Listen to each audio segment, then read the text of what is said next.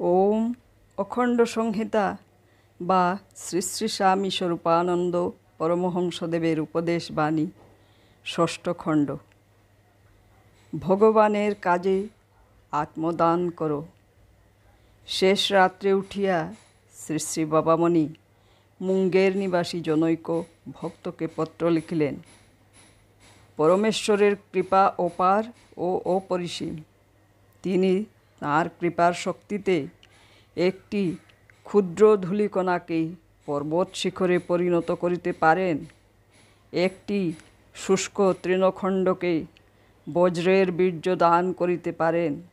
তাঁর কৃপায় নির্ভর করিয়া ভুলিয়া যাও তোমার সহস্র সীমাবদ্ধতার কথা এবং তাঁর ধ্যানে মন মজাইয়া একেবারে তাঁরই হইয়া যাও এবং তাঁরই কাজে নিজেকে সহস্র খণ্ডে টুকরা টুকরা করিয়া সমগ্র বিশ্বময় ছড়াইয়া দাও।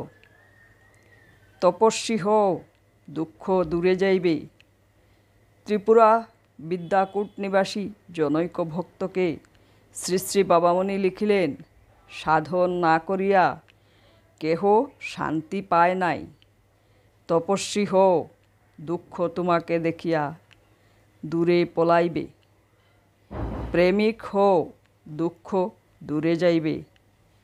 ফেনী নিবাসী জনৈক ভক্তকে শ্রী শ্রী বাবামণি লিখিলেন, এই মাত্র একজনকে পত্র লিখিলাম, তপস্বী হও, দুঃখ দূরে যাইবে। কিন্তু তোমাকে লিখিতে চাহি, প্রেমিক হও, দুঃখ দূরে যাইবে। তপস্যার ফলে মানুষ যে অপার্থিব প্রেমের অধিকারী হয়, তুমি সেই প্রেমের মূরতি হও।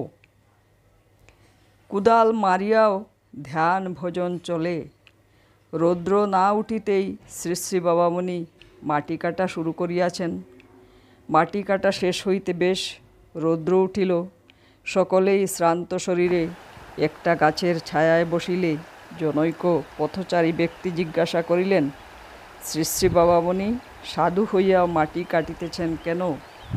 শ্রী শ্রী বাবামণি বলিলেন, ভবিষ্যতে যে লাখ লাখ সাধুরা নিজ হাতে মাটি কাটবেন, সেই সংবাদটা দেবার জন্যই আমি মাটি কাটছি। পথচারী, না স্বামীজি, সাধুরা চিরকালই ধ্যান ভজন করবেন। শ্রী শ্রী বাবামণি, তা করবেন বই কি, কিন্তু কুদাল মেরেও ধ্যান ভজন চলে। কথাটা এখনকার সাধুরাও জানেন, কিন্তু তদ অনুযায়ী কাজ করেন না। ভবিষ্যতের সাধুরা তদ অনুযায়ী কাজ করবেন। আমি কুদাল মেরে মাত্র তার সংবাদ প্রচার করছি। কর্মীর যোগী মূর্তি ও যোগীর কর্মী মূর্তি। পথচারী চলিয়া গেলে শ্রী শ্রী বাবামণি সহচর দিগকে কহিলেন, দেখো, আমি যখন আশ্রম গড়ি তখন আমার মনটা আমারই এক ধ্যান প্রশান্ত সুন্দর মূর্তির ধ্যান করে।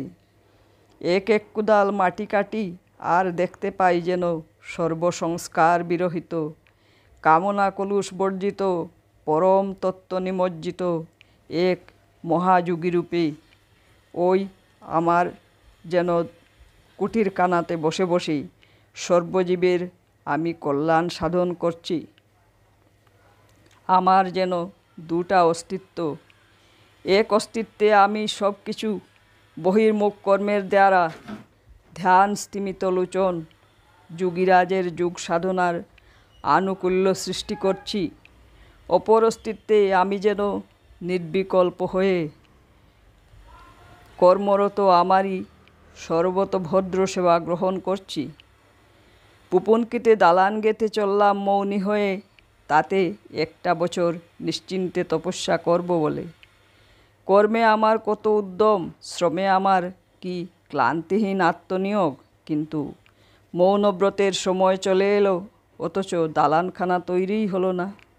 সব ফেলে ফুলে অন্য জায়গায় চলে এলাম, কিন্তু যতক্ষণ যতগুলি ইট গেঁথেছিলাম ততক্ষণ আর ততবার নিজের ধ্যান সৌম্য মূর্তি, নিজে অবিরাম ধ্যান করেছি। আজ সেখানে গেলে আমার সেই মূর্তি স্মরণ হয়। কুদাল মারছি মানে আমারই শান্ত স্নিগ্ধ সুন্দর রূপটিকে ঘরের ভিতরে ফুটিয়ে তুলছি। মৌনব্রতকে পূর্ণ ফলদায়ী করিবার উপায়। প্রসঙ্গক্রমে কথাটা মৌনব্রতের দিকে চলিল। শ্রী শ্রী বাবামণি বললেন, মৌনকালে কায়িক শ্রম, দুশ্চিন্তা, কাম, ক্রোধ, ভয় ও বিদ্বেষকে দূরে সরিয়ে দিতে হয়। এজন্যই মৌনব্রত অবলম্বন করে দীর্ঘ তপস্যায় নিরত হবার আগে সকল দিকে আত্মপ্রস্তুতি প্রয়োজন।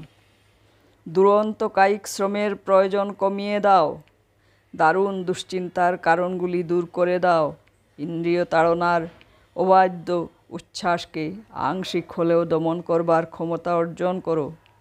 সকলের প্রতি ক্রোধহীন, দেশহীন, হিংসাহীন, ঈর্ষাহীন হও। মিত্রের প্রতি হও অনাসক্ত, শত্রুর প্রতি হও উদাসীন। নিন্দা ভয়, নির্যাতন ভয়, মৃত্যু ভয় পর্যন্ত বিসর্জন দাও। এইরকম করে এবং এইরকম হয়ে যদি কেউ মৌন তপস্যায় ডুবে যায়, তবে তার তপস্যা সমগ্র জগৎকে মঙ্গল বিতরণ করে। হরি ওম।